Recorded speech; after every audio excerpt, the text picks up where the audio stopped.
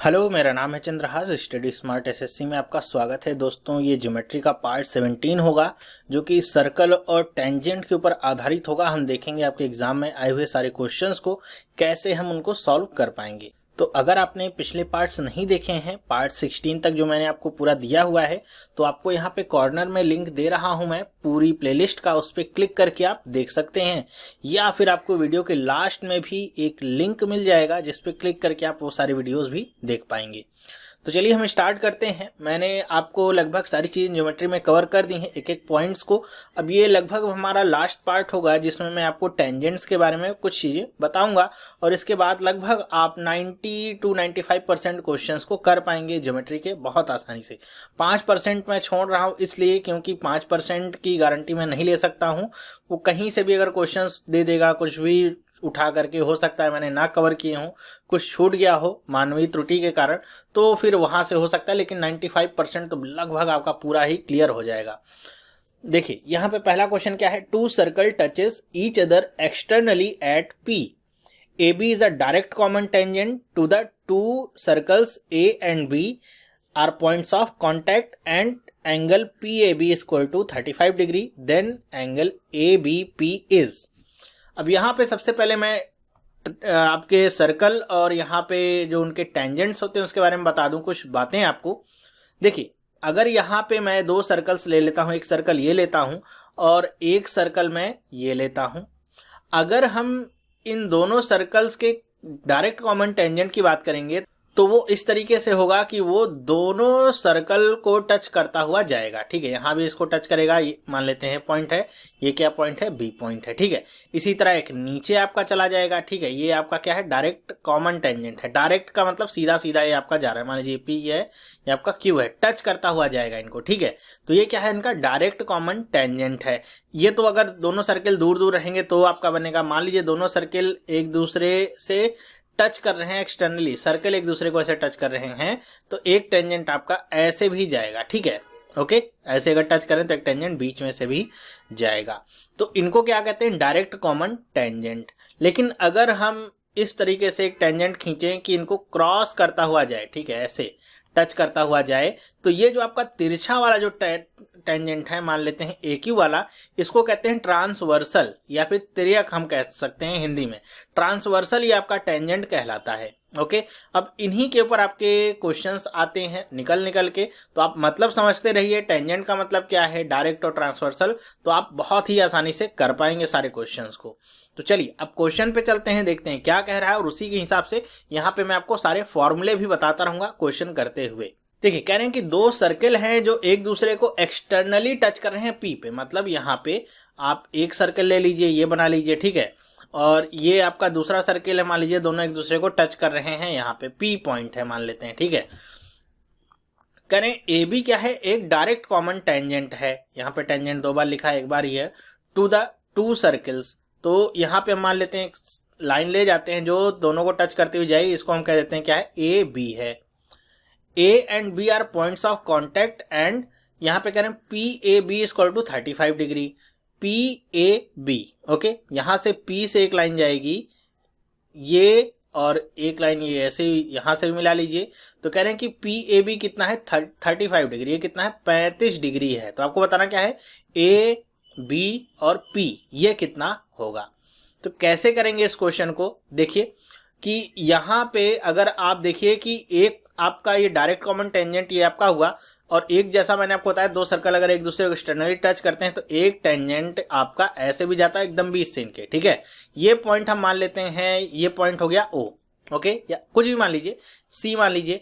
तो अब यहाँ पे आपको क्या, इसका खींचने का तात्पर्य क्या है कि यहाँ पे मान लेते हैं ओ पॉइंट है, तो हमको वो थ्योरम याद रखनी है कि अगर कोई भी आपका वृत्त होता है, सर्कल होता है, बाहर के किसी भी बिंदु P से अगर ये आपकी दो टेंजेंट रेखाएं खींची जाती हैं, इनको मैं A कह दूं, उसको B कह दूं, तो PA बराबर में PB होता है। ओके, सेम कहानी यहाँ भी है। यहाँ पे अब OA बराबर में OP होगा, तो OA बराबर में OP हो गया। तो OA और OP अगर ये दोनों बराबर हैं तो इनके एंगल भी बराबर होंगे। तो ये 35, तो ये भी क्या हो गया, 35 हो गया। ठीक है, अब ये 35 और ये 35 तो क्या हो गया, दोनों को जोड़िए तो 70 हो गया। तो ये वाला एंगल कितने का होगा, तो जाहिर सी बात है 110 डिग्री का होगा। इसमें तो कोई भी जोड़ घटाना भी करना नहीं है। त्रिभुज के तीनों कोणों का योग 180 डिग्री, 35 35 70, बाकी बचा 110 डिग्री। अब ये सीधी लाइन होगी तो 180 डिग्री होगा, तो ये 110 डिग्री है तो ये कितना होगा, 70 डिग्री होगा। फिर से वही कहानी, अगर ये 70 डिग्री हो गया तो बाकी के दोनों कोण क्या होंगे, बराबर होंगे। क्यों, क्योंकि OB बराबर में OP होगा। देखिए O से ही टेंजेंट B है, O से ही टेंजेंट P है, तो दोनों टेंजेंट क्या होंगे, आपस में बराबर होंगे। तो बराबर होंगे तो कोण भी बराबर होंगे। ये 70 डिग्री हो गया, तो बाकी का बचा कितना, 110 डिग्री। तो दोनों 110 डिग्री को हम दो पार्ट में बांट दे तो 2 से भाग दे देंगे तो कितना आ जाएगा, 55 डिग्री आ जाएगा। तो A, B और P इसकी वैल्यू कितनी आ गई, 55 डिग्री। एंगल में ABP बराबर कितना हो गया, 55 डिग्री आपका हो गया। देखिए CGL Tier 2 2012 का ये सवाल था, हमने इसको बहुत ही आसानी से कर लिया। केवल अपनी जो फंडामेंटल थ्योरम्स हैं उनको याद रखते हुए और उनको लगाते हुए, कोई ज्यादा कैलकुलेशन नहीं है। बेसिक सा सवाल और बेसिक सा इसका सोल्यूशन हुआ। 10 से 15 सेकेंड लगेंगे इसको आपको सॉल्व करने में। ओके, चलिए दूसरा क्वेश्चन देखते हैं क्या है।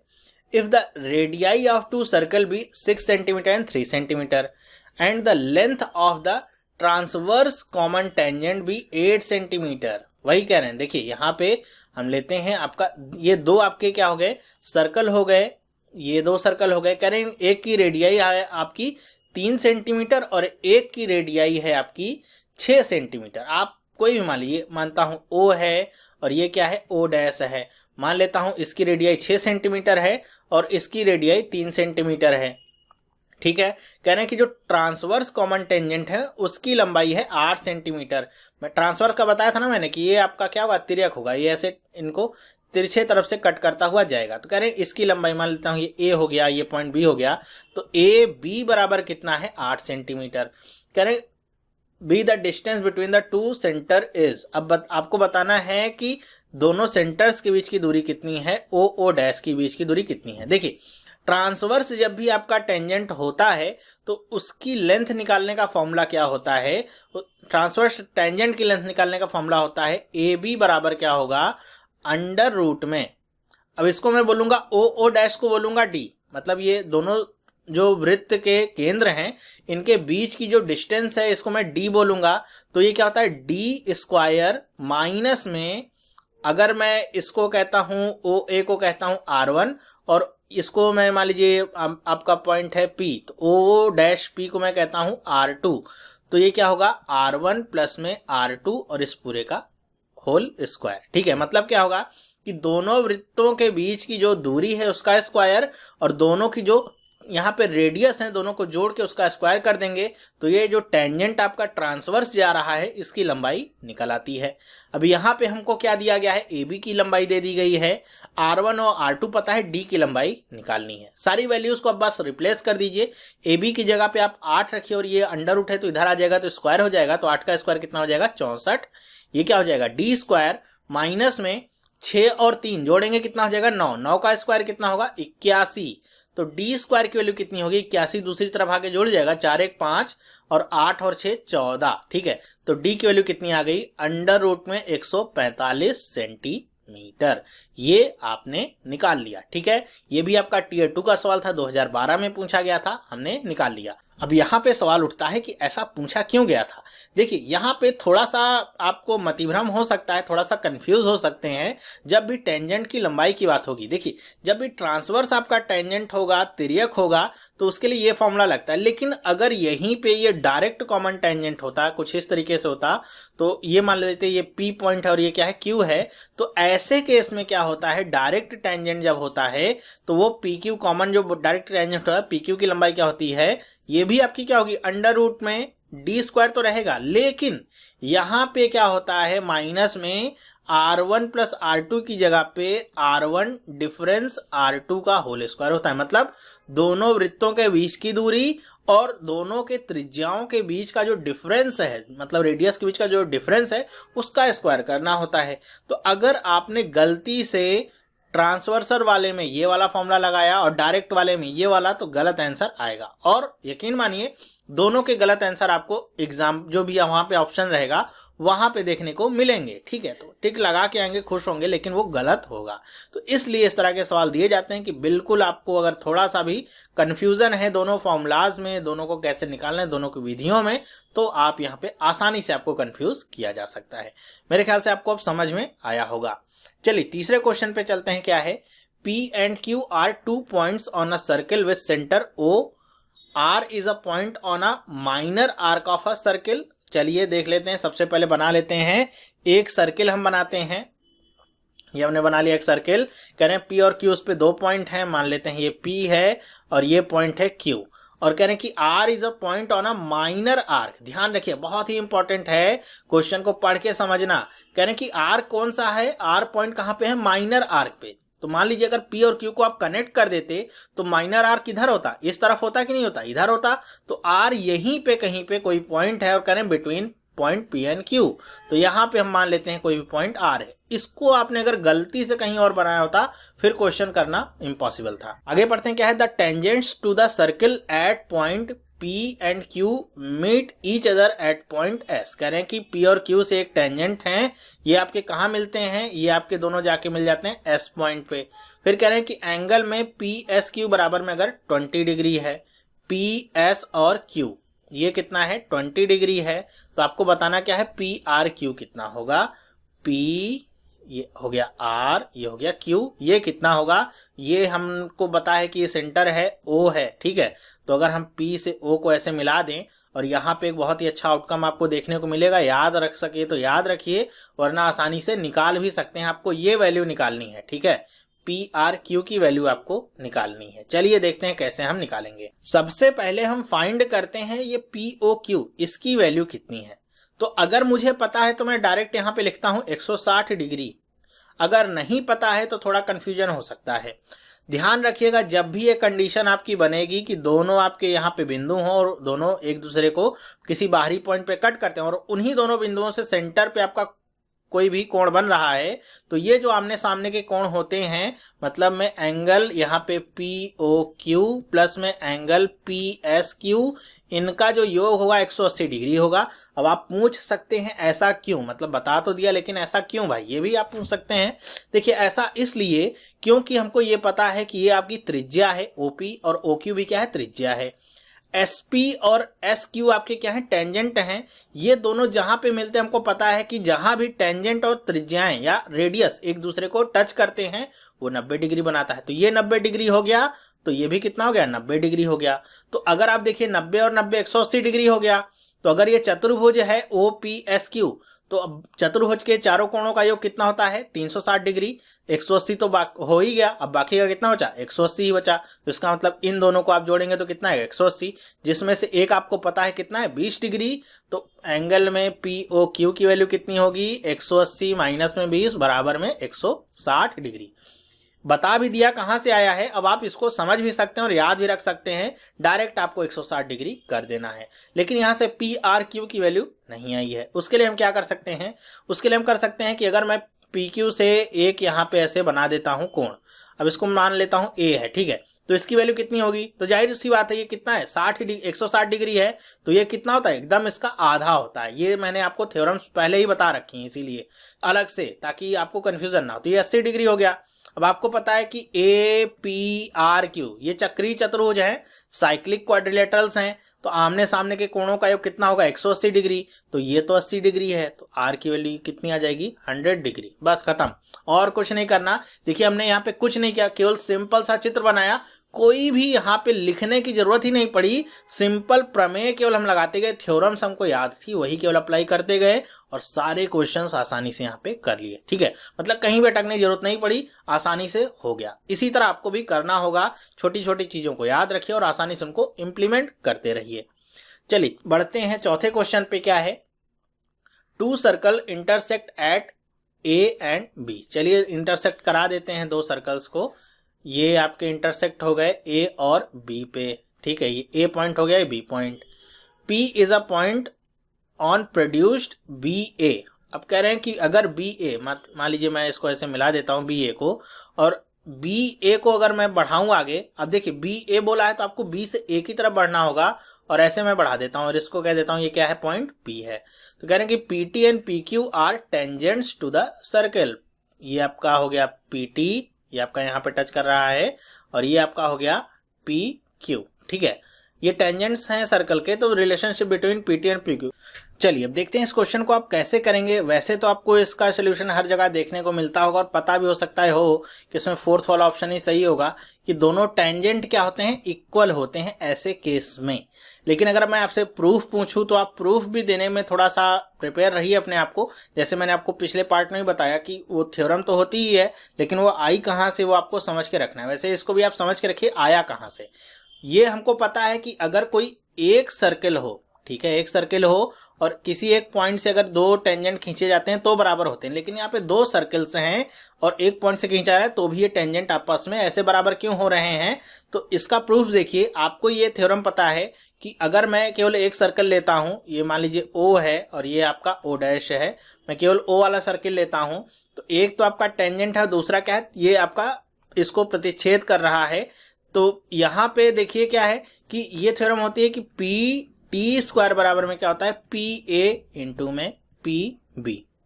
इसी तरह अगर मैं O डैश वाला सर्किल लूं तो यहाँ भी क्या होता है, टेंजेंट का स्क्वायर और जो भी लाइन अंदर इंटरसेक्ट हो रही है उन दोनों का गुणा करते हैं तो PA इंटू में PB यहाँ भी आ जाएगा क्योंकि कॉमन कॉर्ड है ये। तो यहाँ पे देखिए आपका क्या है, राइट हैंड साइड दोनों तरफ का बराबर है तो लेफ्ट हैंड साइड भी बराबर होगा, मतलब PT² इक्वल टू PQ², या फिर आप कह दीजिए PT बराबर में PQ। ठीक है, ये रिजल्ट भी आपसे पूछा जा सकता है। मान लीजिए ये नहीं दिया हो तो आपसे ये भी दे सकता है, इसीलिए मैंने इसको बताया कि ऐसा ही दे देगा तो घबराइएगा नहीं, सोचिएगा नहीं कि अच्छा ये इसमें तो दिया ही नहीं गया जो हमने पढ़ा था, ये भी आपका सही होगा। मेरे ख्याल से आप समझ गए होंगे। चलिए अब आगे बढ़ते हैं, पांचवें क्वेश्चन पे चलते हैं। क्या है, the length of tangent drawn to a circle of radius 4 centimetre from a point 5 centimetre away from the centre of the circle is. Question को ध्यान से पढ़िए, यहाँ पे SSC टियर 1 2013 मैंने लिखा हुआ है, लेकिन ये क्वेश्चन बहुत बार रिपीट हुआ है। जब मैं ये पार्ट बना रहा था कम से कम 4 से 5 बार यही क्वेश्चन आपका रिपीट हुआ अलग अलग समय में। तो ऐसा नहीं कि उसमें कुछ खास था, बस अलग तरीके से पूछा गया था यही क्वेश्चन। क्या करें कि the length of tangent drawn to a circle of radius 4 centimetre. एक सर्कल बनाते हैं हम और इसकी रेडियस कितनी है, 4 सेंटीमीटर है। ये केंद्र हो गया, ये आपकी मान लेते हैं रेडियस है 4 सेंटीमीटर। यहां से एक टेंजेंट खींचा गया है, यानी कि from point 5 centimetre away from the centre of the circle.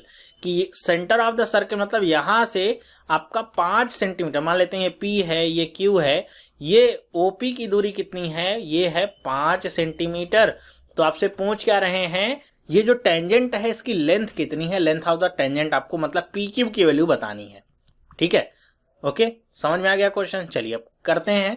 आपको ये पता है दोनों के बीच की रिलेशनशिप कितनी होती है, 90 डिग्री होती है। टेंजेंट और रेडियस आपस में मिले तो 90 डिग्री बनाते हैं। पाइथागोरस थ्योरम लगा दीजिए और कुछ नहीं करना। OP की वैल्यू पता है कितनी है, 5 सेंटीमीटर है। ये कितना है आपका, 4 सेंटीमीटर है। बस पाइथागोरस थ्योरम लगा दीजिए, क्या हो जाएगा, OP² is equal to PQ² plus में OQ²। बस और कुछ नहीं करना। OP² की वैल्यू आपको पता है कितना हो जाएगा, 25 हो जाएगा, 5 का स्क्वायर। OQ² की वैल्यू आपको पता है कितना हो जाएगा, 4 का स्क्वायर 16 हो जाएगा। और PQ आपका कितना है, PQ का भी यहाँ पे स्क्वायर होगा, PQ² ही रहेगा। 16 और 25 घटाएंगे कितना बचेगा आपका, 9 बचेगा। तो PQ की वैल्यू कितनी आ जाएगी, 3 सेंटीमीटर। ठीक है, कितनी आ गई, 3 सेंटीमीटर PQ की यहाँ पे दूरी आपकी आ जाती है। ये तो बहुत आसान था। और सवालों में भी ऐसे ही क्वेश्चंस थे, कहीं में आपका दे दिया था, लेंथ दे दिया था तो सेंटर से दूरी पूछ लिया था, पॉइंट की कितनी है तो उसमें पाइथागोरस थ्योरम लगाना था।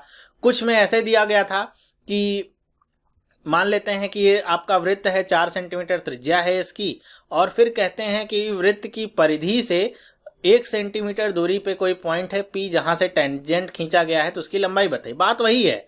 अब इसको मैंने OP पूरा 5 सेंटीमीटर दे दिया, या तो आपसे कह दिया इसकी परिधि से 1 सेंटीमीटर दूर है तो यहां से यहां तक तो 4 सेंटीमीटर, यहां से आगे 1 सेंटीमीटर और मतलब 5 सेंटीमीटर।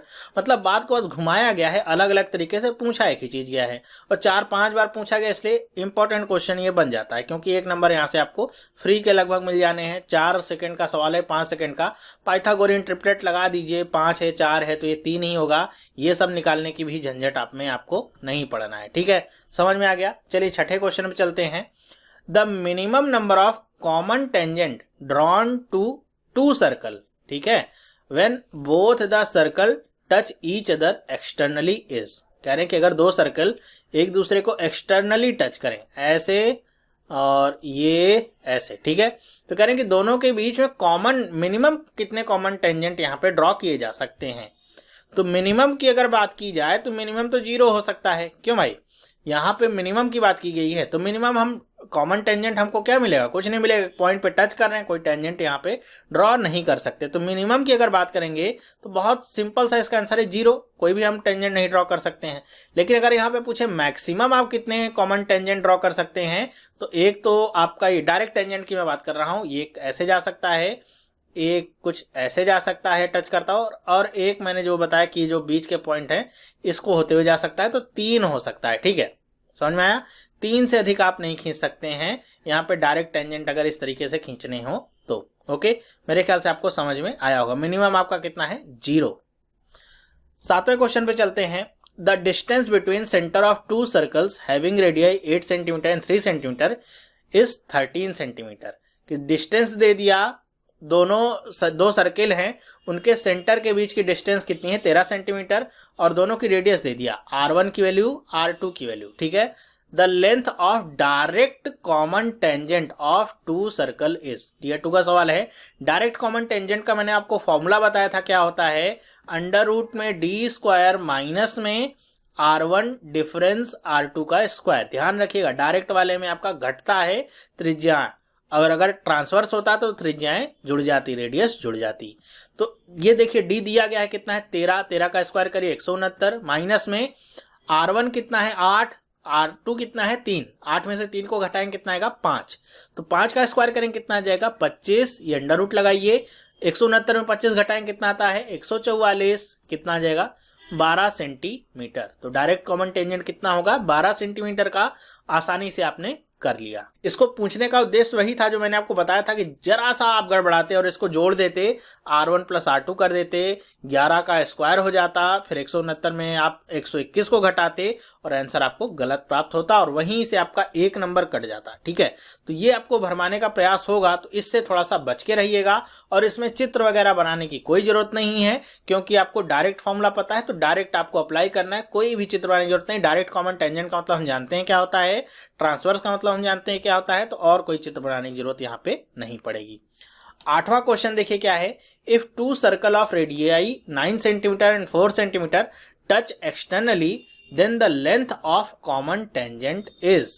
अच्छा, अब यहाँ पे वही आपका सवाल है कि अगर यहाँ पे चलिए चित्र बना के दिखा दूं कि आपके दो ये आपके सर्कल्स हैं, ये एक दूसरे को टच करते हैं, तो इनका कॉमन टेंजेंट मान लेते हैं, ये आपका ऊपर से जा रहा है, ये A हो गया, ये B हो गया, इसकी लंबाई कितनी होगी। तो कॉमन टेंजेंट हमको पता है, ऐसे केस में कॉमन टेंजेंट ही निकाला जा सकता है। तो क्या होगा, दोनों के सेंटर के बीच की दूरी अब देखिए क्या होगी, यहां से यहां तक आपकी 9 सेंटीमीटर और यहां से यहां तक कितना हो जाएगा 4 सेंटीमीटर।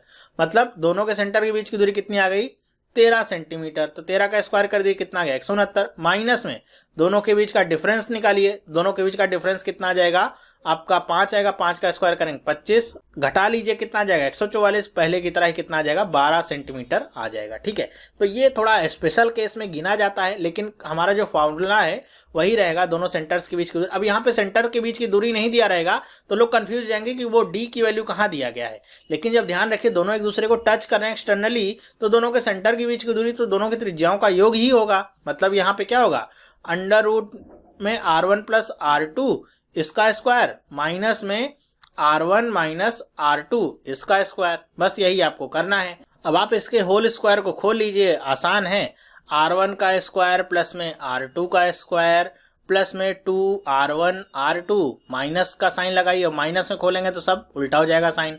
तो R1 का स्क्वायर माइनस में R2 का स्क्वायर, माइनस होगा तो माइनस होगा, तो यहाँ का माइनस प्लस कर देगा उसे, तो प्लस में 2R1 R2 हो जाएगा, अंडर रूट आपका चलता रहेगा। R1 square R1 square, R2 square R2 square cut गया, कितना आ गया अंडर रूट में 4R1 R2। अगर आपको ये पता है तो आप डायरेक्ट भी यहाँ से निकाल सकते हैं, 4 गुणे में 9 गुणे में 4, 4 चौक 16, 16 गुणे में 9 कितना आ जाएगा 144। 144 किसका स्क्वायर होता है 12 सेंटीमीटर। यहां से भी आप डायरेक्ट आंसर निकाल सकते हैं। ठीक है, तो मैंने शॉर्टकट भी बता दिया आपको क्या हो सकता है इस स्पेशल केस में, वरना आपने जो फॉर्मूला पढ़ रखा है डायरेक्ट कॉमन टेंजेंट का उसको भी अप्लाई करेंगे तो वहां से भी आंसर आपको मिल जाएगा। ठीक है, मेरे ख्याल से समझ में आया होगा आपको। 9वां क्वेश्चन चलते हैं, देखते हैं क्या है। In a circle with centre O, कह रहे हैं कि कोई सर्कल है जिसका सेंटर क्या है ओ है। सर्कल बनाया, इसका सेंटर क्या है ओ है। ए बी क्या है कॉर्ड है and A P is a tangent to a circle. A B उसकी कोई कॉर्ड है और ए पी क्या है टेंजेंट है। ठीक है, मान लेता हूं ये ऐसे आपका जाता है, ये क्या हो गया ए, ये क्या हो गया बी। ए बी क्या है कॉर्ड है और ए पी इसकी टेंजेंट है, ये पी बना दिया। If A O B, angle में ए ओ बी, चलिए अब ए से ओ को मिलाना पड़ेगा, ए ओ बी, ये कह रहे हैं कि 140 डिग्री है। चलिए कोई बात नहीं। Then measure of P A B, P A और ये बी, इसका मेजर कितना होगा। तो इतना तो आपको पता है कि ये कितना है 90 डिग्री है। बहुत आसान क्वेश्चन है टीयर 1 का, बहुत आसानी से कर लेंगे। देखिए केवल कॉन्सेप्ट में रहेंगे और कहीं नहीं जाएंगे, कुछ और लिखना नहीं। ये पता है ये आपकी त्रिज्या है, रेडियस है और ये आपका टेंजेंट है, तो दोनों जहां पे मिलेंगे 90 डिग्री बनेगा। ये 140 डिग्री है। OB और OA क्या है रेडियस है, तो मतलब दोनों क्या होंगे आपस में बराबर होंगे, तो दोनों के कोण बराबर होंगे। ये 140 हो गया, तो बाकी का कितना कोण बचा, तो बाकी का बचा है 40 डिग्री का कोण बचा है। त्रिभुज के तीनों कोणों का योग 180 होता है, तो 140 बाकी का 40 बचा। इसको दो बराबर भागों में बांटें, कितना आ जाएगा 20 डिग्री। तो ये 20 डिग्री, तो ये भी कितना आ गया 20 डिग्री। 90 और 20 कितना हो गया 110 डिग्री। तो एंगल में पी ए बी की वैल्यू हमने निकाल ली कितनी 110 डिग्री। पी ए और बी, ये पूरी वैल्यू कितनी आ गई 110 डिग्री। ये 90 और ये 20, बस खत्म। 10वें क्वेश्चन पे चलते हैं। कह रहे हैं कि A B is a diameter of a circle with centre O. Tier 2 का सवाल है, देखिएगा। अब यहां पे हमें क्या खींचते हैं, वृत्त खींचते हैं और ये इससे जा रहा है, इसको कह रहे हैं ए बी है। ठीक है, ए बी, सेंटर क्या है ओ है। The tangent at C meets A B produced at Q. अब ए बी को प्रोड्यूस किया गया है, तो ए बी इधर हम बढ़ा लेते हैं इसको। ये आपका कह रहे हैं कि मान लेते हैं ये पॉइंट क्यू है और यहां से आपका सी है, ये इसको कट कर रहा है। ठीक है, चलिए यहां पे बन गया, तो ये आपका पॉइंट क्या हो गया क्यू हो गया, इसको छोड़ दीजिएगा। और ये क्या है सी है। कह रहे हैं कि इफ सी ए बी मतलब सी और यहां से ए ऐसे जोड़ा हमने, सी ए बी की वैल्यू कितनी है 34 डिग्री है। Then measure of C B A की मेजर आपको बतानी है, ये कितना होगा। चलिए करते हैं। वैसे तो बहुत सारे तरीके हैं, लंबे भी छोटे भी। हम अपने कॉन्सेप्चुअल तरीके पे रहेंगे और उसी से सवाल को करेंगे और 10 सेकंड के अंदर करेंगे। चलिए देखते हैं कैसे होगा ये। अब आप देखेंगे एग्जाम वगैरह में आपको इस तरह के क्वेश्चंस देखने को मिलेंगे, जब आपको इतना इधर उधर घुमाया जाएगा और होगा कुछ नहीं उसमें। आसानी से आप बस अपने कॉन्सेप्ट पे बने रहिए, बहुत आसानी से कर लेंगे। अब इसमें भी क्या है, ए बी आपको पता है डायमीटर है, तो हमने देखा था डायमीटर से कोई भी आपका एंगल बनेगा परिधि पे, सरकमफ्रेंस पे, तो कितने का 90 डिग्री का। ये हो गया 90 डिग्री। त्रिभुज आपका क्या है सी ए बी, त्रिभुज के तीनों कोणों का योग 180 डिग्री। ये 90, 34 इसमें जोड़ दीजिए, कितना आ गया आपका 124 डिग्री। 180 में से घटा लीजिए, ये आपको पॉइंट मिल गया। 180 में से घटा लीजिए, कितना आ जाएगा 10 में से 4 गया 6, 7 में से 2 गया 5, 56 डिग्री। बस हो गया। 10 सेकंड में मैंने कहा था, 10 सेकंड में हमने आंसर निकाल लिया। फालतू ही झंझट में पड़िए ही मत आप कि और कहीं से टेंजेंट खींच रहे हैं, उसको बराबर कर रहे हैं, इधर कर रहे हैं, उधर कर रहे हैं, और कुछ नहीं। सीधे कॉन्सेप्ट पे बेस्ड सवाल था, बहुत आसानी से हमने इसको सॉल्व कर लिया। बस 11वें क्वेश्चन पे चलते हैं। Let P and Q be 2 points on a circle with centre O। कह रहे हैं कि P और Q आपके 2 पॉइंट हैं सर्कल पे जिसका सेंटर O है।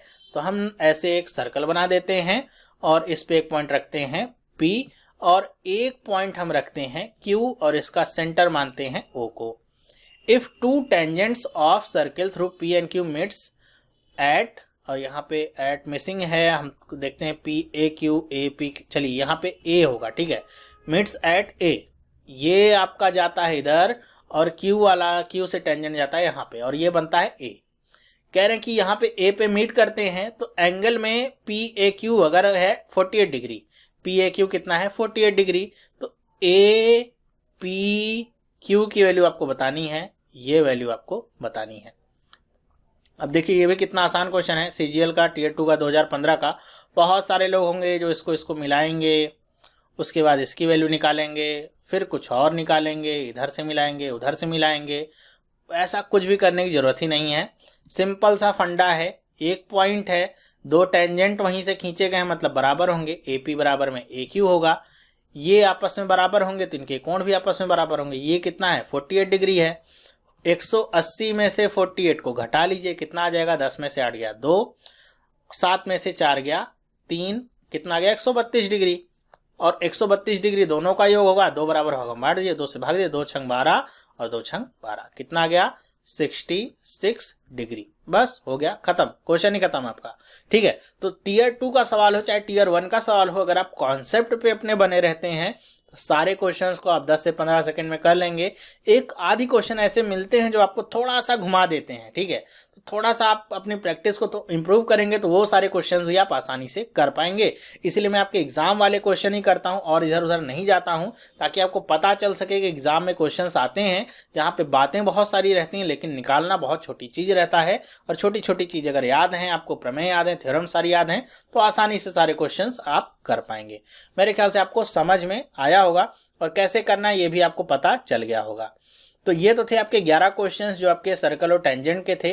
अब मेरे ख्याल से ज्योमेट्री का लगभग पोर्शन ये खत्म हो चुका है। अगर इसके बाद भी कुछ होंगे सवाल जो बताने लायक होंगे तो मैं एक पार्ट और बना दूंगा, वरना नेक्स्ट हम इसके बाद क्या स्टार्ट करेंगे वो आप मुझे कमेंट करके बताइएगा कि इसके बाद हम क्या स्टार्ट करें, अलजेब्रा स्टार्ट करें या फिर आपके जीएस या जीके में से कुछ पोर्शन स्टार्ट करें। जो भी होगा आप मुझे कमेंट करके बताइएगा जरूर, जिससे हम नेक्स्ट पार्ट को जल्दी से जल्दी स्टार्ट कर पाएं। तो ये वीडियो आपको कैसा लगा ये भी आप मुझे बताइएगा। लाइक करिएगा, वीडियो को ज़्यादा से ज़्यादा लोगों तक पहुंचाइएगा, शेयर करिएगा अपने दोस्तों के साथ भी, जिससे ज़्यादा से ज़्यादा लोगों तक पहुंच सके। और अगर आपने अभी तक स्टडी स्मार्ट की ऐप नहीं डाउनलोड की है तो आप ऐप डाउनलोड कर लीजिए। वहाँ पे मैं आपके लिए बहुत ही बढ़िया वोकैबुलरी वगैरह, वन वर्ड सब्स्टिट्यूशन सब कुछ डाल रहा हूँ। आपकी डेली प्रैक्टिस होती रहेगी और आपकी परफॉर्मेंस और अच्छी इंप्रूव हो जाएगी।